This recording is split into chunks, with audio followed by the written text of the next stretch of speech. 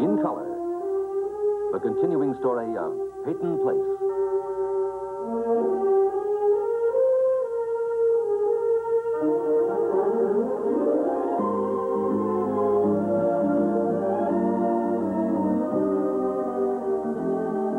Starring Ed Nelson as Michael Rossi,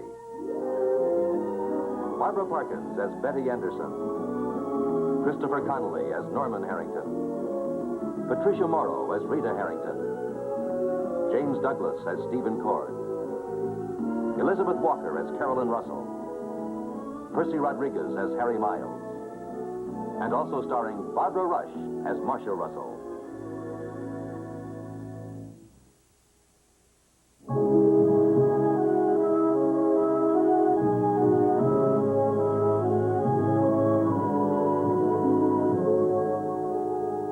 Tonight, Stephen Cord received a phone call from Dr. Michael Rossi requesting some legal advice.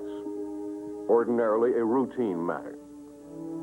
But the advice Dr. Rossi is looking for concerns the sudden and unexplained collapse of Fred Russell, the ex-husband of the woman Dr. Rossi had planned to marry. Oh, Steve. Good. Thanks for coming.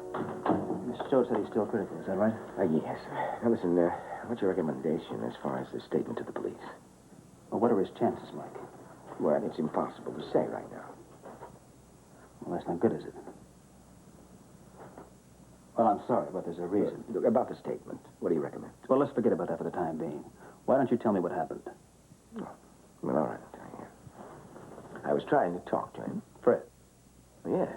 Well, I was just trying to point out what I thought would be the best thing for him to do under the circumstances.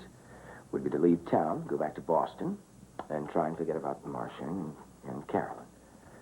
He was loaded, practically incoherent, and he passed out. I was trying to revive him when Marcia came in. With Sergeant Walker? Yes. Well, that's it. Well, how did you get to Fred's room? Well, what do you mean? I drove over from the wharf. What difference does it make? Well, what happened specifically that made you go to Fred's room? Oh. Well, he got a line with Marcia. What does that mean? Look, let's discuss all this tomorrow, huh? I mean, we've had kind of a long day of it all. Mike, there's a man in a room down the corridor. I don't need you to remind me about the man in the room down the corridor. I ask you to come here to help me decide whether or not I should make a statement to the police. What if he dies? Right now. This minute. Tomorrow, huh? We'll discuss all that tomorrow. If he dies, Mike. Stephen, Fred came to Honey. my house. It's all right, Mike. All right. He's been trying to get Marcia to take him back. I had to take Carolyn over to a friend's house to spend the night because Mike and I were leaving town. We were planning to be married. I dropped Carolyn off, and I had to go back to the house, you know, to pack and to wait for Mike. And Fred was there. He got ugly. And what does that mean? What do you mean, what does it mean? You're not stupid. He got ugly. Is that true? What do you mean? You know it's true. Of course it's true. Did he try to assault you? Yes. How far did he get? Well, what do you want, a photograph? He tried, and I fought him, and the doorbell rang. Ah, the timely doorbell. Look, are you implying he would have succeeded? When the doorbell rang, Marcia, and Fred Russell embraced you? Well, he had a hold of me. I wouldn't call that an embrace. Did he kiss you? Yes. Did you respond? All right, get out. Now, just get out. I asked you over here to tell me whether or not it was a good idea to give a statement to the police. Not for your usual insulting innuendos. Marcia, did you respond? Get out. Now, look, get out. I'm not through yet. Yes, you are. Look, you find yourself another woman to insult. Look at yourself. Yes, look at yourself. You're ready to start swinging your fists. You're damn right I am. You've been angry like this before, haven't you, Mike? A few hours ago, for example. I don't like being manipulated. I don't intend to manipulate you. Or you either, Marcia. But you've both got to understand what a prosecutor will do. Any prosecutor. Now, he's going to look for a motive. Your motive, Mike. And he'll find it in your house, Marcia. The moment Fred made a move toward you. What are you talking about? What motive? What are you talking about? If Fred Russell dies, and there seems to be a very real possibility, there could be a charge of premeditated murder. And the man who's responsible, how do you say, to punish, that man is you, Mike. Now, Fred hadn't been drunk when you caught up with him. If he hadn't passed out, you, my civilized friend, you would have beaten him to a pulp. And you know it.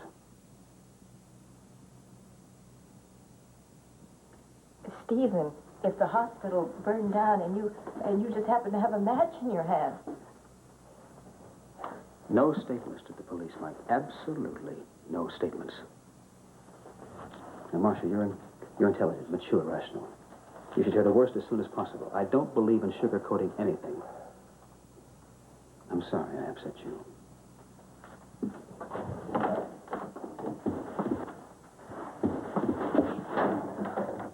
Is he all right? Oh, honey. Is the operation over yet? Yes, but he's still in a coma, and we don't know yet.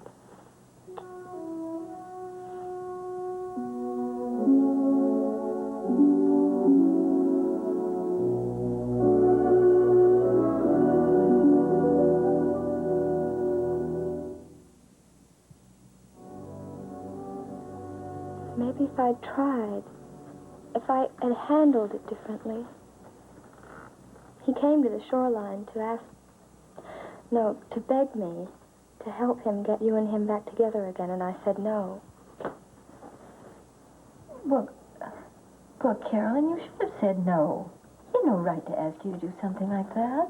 No, he's my father and he can be unfair. But if I just handled it differently.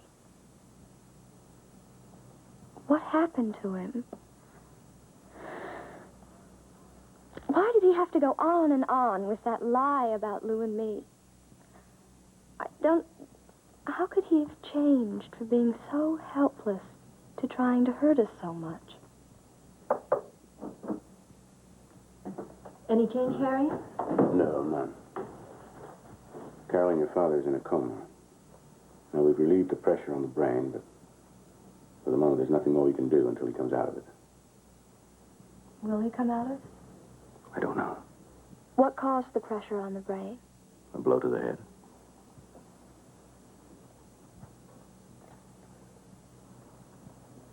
Carolyn, I didn't want to tell you that on the telephone. It was important that we get you to the hospital as soon as possible. Most important.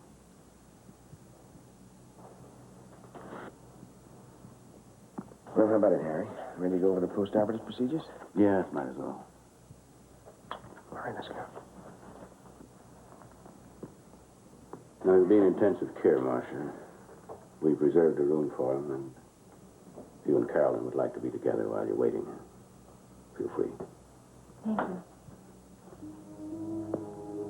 I'll be back as soon as I can.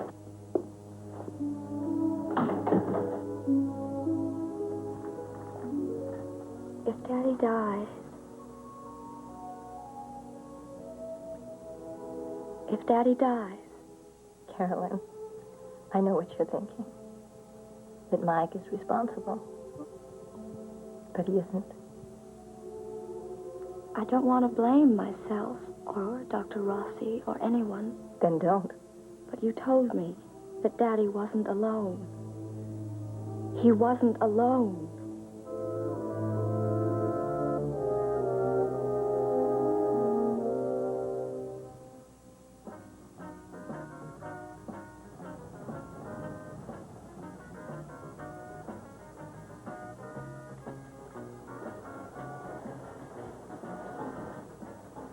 I heard the radio and I thought you'd fallen asleep. Lou, how many times have I asked you not to go barefooted? I'm sorry. Lou. Lou.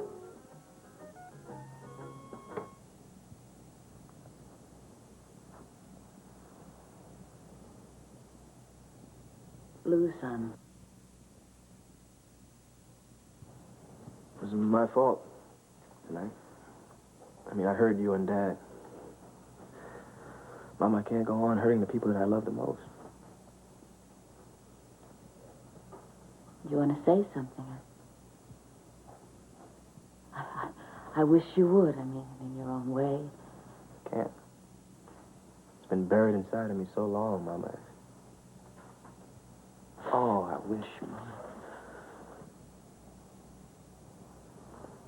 I wish you'd get whatever it is on your chest off.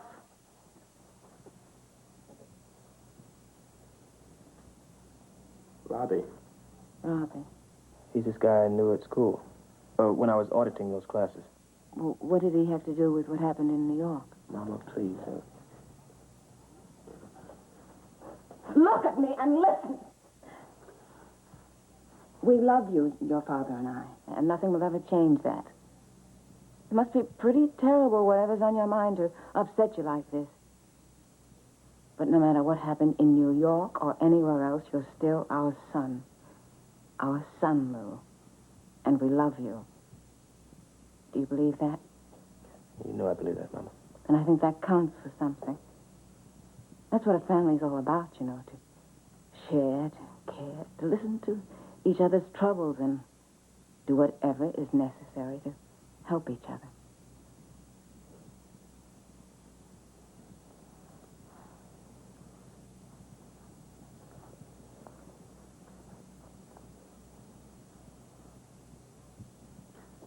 This guy Robbie, nice guy. He's a real nice guy. He used to take me up to Harlem, you know. He'd come get me, and we'd take the A train from West 4th Street on up to 125th.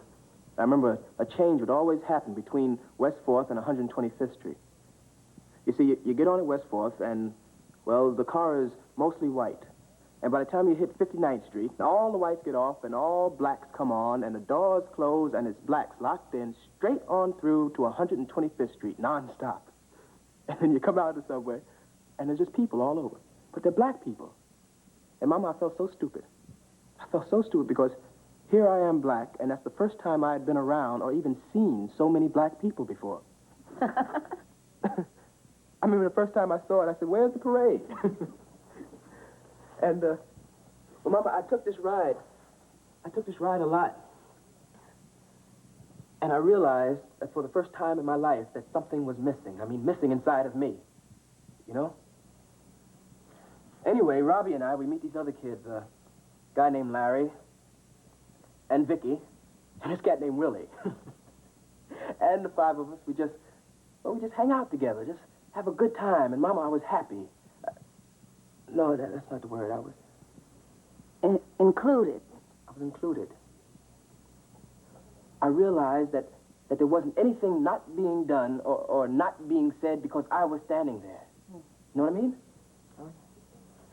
So anyway, this one night we all go to the Apollo Theater on amateur night. Mama, have you ever been to the Apollo Theater on amateur night? Oh, have I, honey? Yes, many times. Isn't it something else? I mean, when it gets packed, it gets packed, and like when those people are snapping those fingers and tapping those feet, the whole balcony just seems like it's just going to cave in. Oh, and the feeling is so warm and so good. I felt so included. Yeah, I know what you mean. This night, we were leaving the Apollo. Well, Larry had gotten a hold of this car, and he was going to drop everybody off. We dropped off Willie and Robbie, and we were on our way downtown Harriet's. And we were laughing and having a good time, you know, thinking about the Apollo. And I looked up, and Larry had hit this man in the crosswalk. Oh, my God. And I said to him, stop, man. You hit a man back there. I tried to take the wheel, but he just kept driving. I mean, he was driving like a crazy man. Mama, I've never been so scared in my life. Lou, do you know if this man died? No. He didn't die. I called the hospital. You see, he was in a coma. Then the next time I called, he was satisfactory. The last time I called, they asked me to hold on, that someone wanted to speak to me. I hung up. I knew it was the police. This man, that was hit, was he white?